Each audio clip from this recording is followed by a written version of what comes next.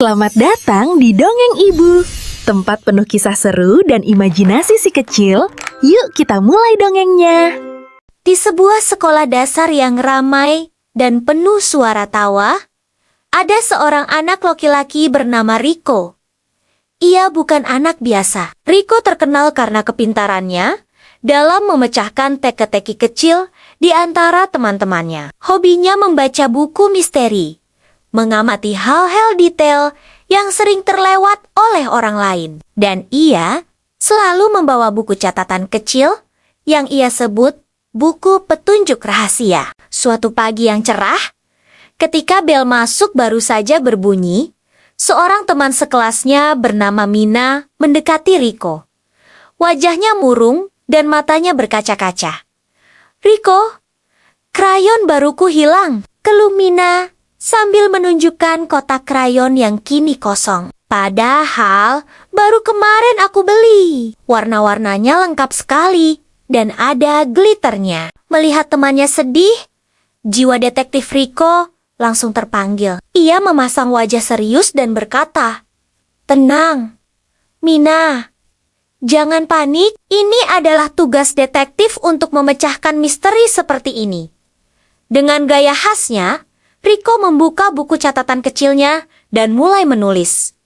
"Mari kita catat detail penting. Krayon baru dengan glitter hilangnya di dalam kelas terakhir kali terlihat kapan?" Mina mencoba mengingat. "Kurasa sebelum jam istirahat tadi." "Oke, dicatat," kata Rico. Rico memulai investigasinya. Ia mulai mengamati setiap sudut kelas dengan teliti. Ia berjongkok, melihat ke bawah meja, memeriksa kolong lemari, dan bahkan melongok ke dekat jendela. Tak ada apa-apa. Namun, saat ia mendekati meja Mina, sesuatu yang berkilauan menarik perhatiannya. Sebutir serpihan glitter kecil di lantai. "Mina, kamu lihat ini?" tanya Rico sambil menunjuk serpihan itu. Mata Mina langsung berbinar. "Iya, itu glitter dari krayonku. Aku yakin sekali," serunya. Rico tersenyum puas. Petunjuk pertama ditemukan. Rico menyadari ada serpihan glitter lain beberapa langkah dari yang pertama. Jejak glitter itu ternyata membentuk sebuah garis kecil yang samar, mengarah lurus menuju pintu kelas. "Ayo, kita ikuti jejak ini," ajak Rico. Mina pun mengikutinya dengan penuh harap. Jejak glitter itu membawa mereka keluar kelas, menyusuri koridor, dan akhirnya berhenti tepat di depan rak sepatu. Rico mengernyitkan dahi. Kenapa jejaknya berhenti di sini?" gumamnya sambil berpikir keras. Ia menunduk untuk mengamati lebih dekat. Dan matanya menangkap sesuatu yang lain. Sebuah jejak warna biru tipis di lantai, seolah-olah ada sesuatu yang terseret. "Lihat, Mina, ada bekas goresan krayon biru," kata Rico. Jejak biru itu tidak berhenti di rak sepatu, melainkan berbelok dan mengarah ke pintu menuju taman belakang sekolah. Tanpa ragu, mereka berdua mengikuti jejak baru itu. Saat mereka tiba di taman, pemandangan yang mereka lihat cukup mengejutkan. Di bawah sebuah pohon rindang, duduklah Vino, anak laki-laki pendiam, yang sering bermain sendirian. Di tangannya, ia memegang sebuah kotak yang sangat dikenali Mina. "Vino, apa kamu yang mengambil krayonku?" tanya Mina.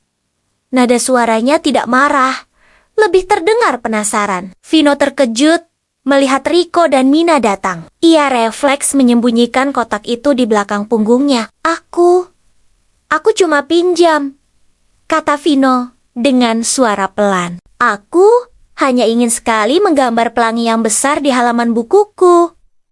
Aku tidak bermaksud mencurinya." Rico mendekati Vino dengan wajah yang lembut dan ramah. "Vino, meminjam itu boleh kok, tapi lain kali harus izin dulu. Mina itu teman yang baik.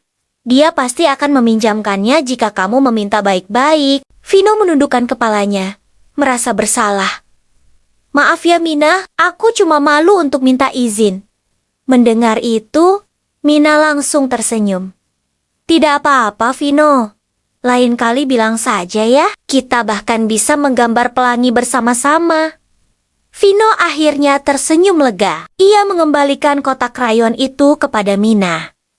Isinya masih lengkap, hanya sedikit kotor oleh tanah taman. Rico membuka buku catatannya sekali lagi, lalu menulis dengan bangga. Kasus selesai. Kesimpulan, bukan pencurian, hanya sebuah kesalahpahaman.